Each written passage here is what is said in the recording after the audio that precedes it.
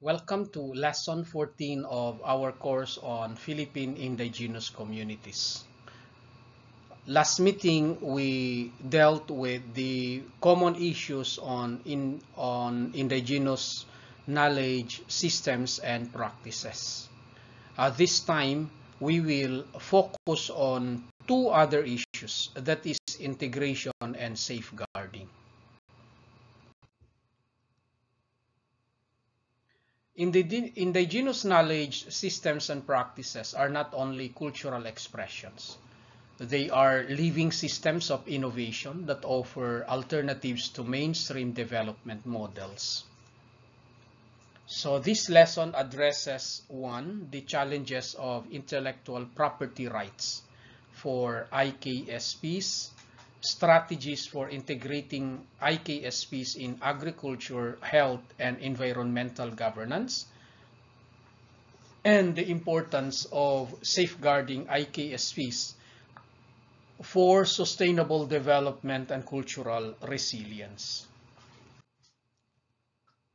By the end of this lesson, students should be able to first critically assess IPR in relation to IKSPs, that is ownership, recognition, and benefit sharing.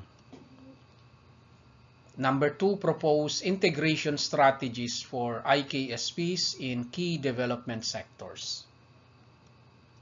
And number three, advocate for the safeguarding of IKSPs as resources for sustainability and cultural diversity. Now let's take a look at the intellectual property rights and IKSPs. First is the IPR dilemma. What is this? IPR is often based on individual ownership, while IKSPs are collectively held by communities. And lack of legal tools to protect community knowledge leads to biopiracy and cultural exploitation. One example that we have also cited in the previous lessons is the use of Aita herbal remedies in commercial products without acknowledgement or even profit sharing or just acknowledgement.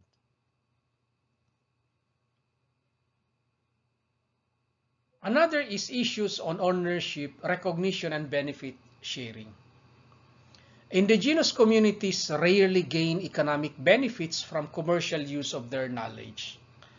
Patents and trademarks often exclude collective or oral traditions, and there is a need for customized legal protections for IKSPs, example, community protocols, geographical indications, and others. So again, let us cite the example of Tinalak patterns patented by designers instead of Tiboli weavers. That's the irony of the matter.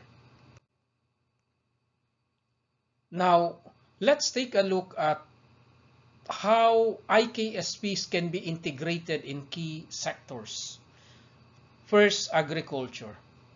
Indigenous farming methods prioritize sustainability and biodiversity, and IKSPs can contribute to climate-resilient agriculture and seed preservation. So, let me cite the example again of the Muyong system of the Ifugao and Lumad polyculture systems in Mindanao. Another issue or area wherein IKSPs can be integrated in key sectors is healthcare. Indigenous medicinal knowledge offers accessible knowledge, community-based alternatives. And collaboration with scientific institutions can lead to validation and responsible integration. So let us cite the example of the collaboration with Manubo and Bilaan herbalists for local health services in Davao region. Another area wherein IKSPs can be integrated in key sectors is environmental management. Indigenous cosmologies emphasize sacred ecology and balanced use of resources. And environmental planners can learn from traditional systems of zonings and rituals. So let us cite again the example of the Dulangan sacred forest zones used for climate adaptation. Yet another key sector wherein IKSPs can be integrated is the principles for integration. Mutual respect for indigenous values, free, prior, and informed consent for research and project partnerships, and two-way learning between scientific and traditional knowledge holders. Now, let's take a look at how IKSPs can be safeguarded for the future. But the initial question is, why safeguard? Why safeguard IKSPs?